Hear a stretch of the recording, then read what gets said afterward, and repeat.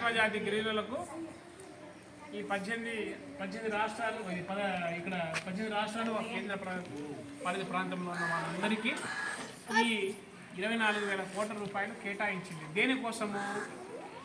ప్రాథమిక అవసరాలు ఏవైతే ఉన్నాయో, ప్రాథమిక అవసరం ఏంటి? మనిషికి అవసరం ఏంటి?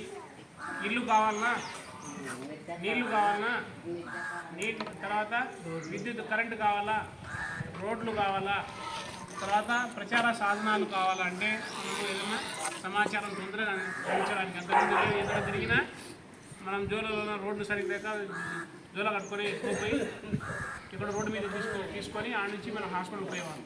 ఇప్పుడు ఆ పరిస్థితి లేవు. మనకు సమాచారం బాగా తిరగడానికి ఇది ఉంటుంది కాబట్టి మనం వెంటనే ఈ ప్రచార సాధనాల ద్వారా మనం తెలియజేస్తున్నాం.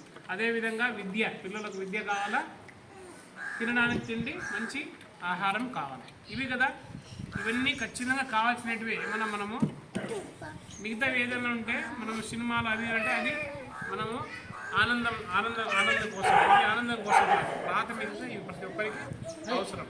అటువంటి ఈ 11 అవసరాలు ఏవైతే ఉన్నాయో, 11 అవసరాలు ఏంది? ఇల్లు కావాలా, తర్వాత అదేవిధంగా మనకు అందరికీ ఇల్లు, ప్రతి ఇంటికి మంచినీటి కుళాయి, తాగడానికి మంచినీటి కుళాయి కావాలా, గ్రామానికి రహదారుల నిర్మాణం. అంటే ఇప్పుడు మనకు మెయిన్ రోడ్డు ఉంది, అక్కడ వసంతగిరి రోడ్డు, ఆడ నుంచి మనకు రహదారి కావాలా. అంతకుముందు దారి కూడా సరిగ్గా ఉండేది లేదు. ఇప్పుడు ఏం వేశారు? గ్రావెల్ రోడ్ వేసి ఒక రకంగా రహదారి ఉంది కాబట్టి అందరూ రాకపోకుండా తక్కువ ఇది చేస్తుంది. దానికి ఇంకా మంచిగా మనము తార్ రోడ్డా, మెటల్ రోడ్, ఇది సిమెంట్ రోడ్డా అనేది ఏర్పాటు చేసుకోవడానికి ఎంత బడ్జెట్ అవుతుందో దానికి సంబంధించింది ఇంజనీరింగ్ సెక్షన్ వాళ్ళు వేస్తారు. తర్వాత ప్రతి ఇంటికి విద్యుత్తు, అందరికీ విద్య, నాణ్యమైన విద్య. నాణ్యమైన విద్య అంటే బాగా చదువుకోవాలి పిల్లలు అంటే ఏం కావాలా?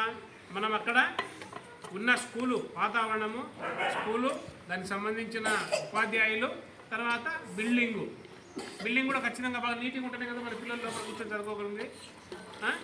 స్కూల్ బిల్డింగ్లు కూడా మనం దీంట్లో చేసుకోవడానికి ఉంటుంది. తర్వాత నైపుణ్య వికాసం అంటే చదువుకోకపోని యువకులు ఉంటారు, యువతులు ఉంటారు. వాళ్ళు ఏదో ఒక నైపుణ్యం, చదువు లేదనుకో వాళ్ళకు ఏదైనా ఫుడ్ మిషన్ ఇక్కడ ఏమైతే మీకు ఉపాధి ఇవ్వగలుగుతుందో అటువంటి ట్రైనింగ్ ఇవ్వడము,